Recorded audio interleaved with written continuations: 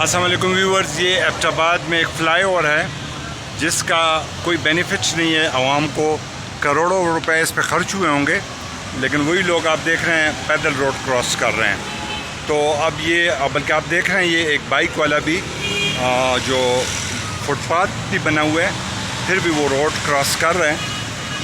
तो ये आप देखें, ये एबटाबाद का फ़्लाईओवर जिसका कोई फ़ायदा आवाम को नहीं है। ये बाइक वाली भी आप देख रहे हैं रोड ही क्रॉस कर रहे हैं, और ये आप देख रहे हैं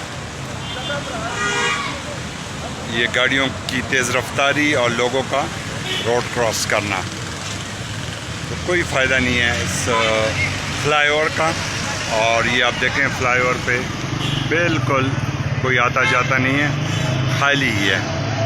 तो इसी तरह हमारे में मतलब ये इंतज़ामिया की ड्यूटी बनती है कि इस रोड को ब्लॉक करें ताकि रोड फ़्लाईओवर का इस्तेमाल करें और एक्सीडेंट्स ना हो। तो ये तो हमारा एक छोटा सा व्लॉग रोड क्रॉस करने के हवाले से।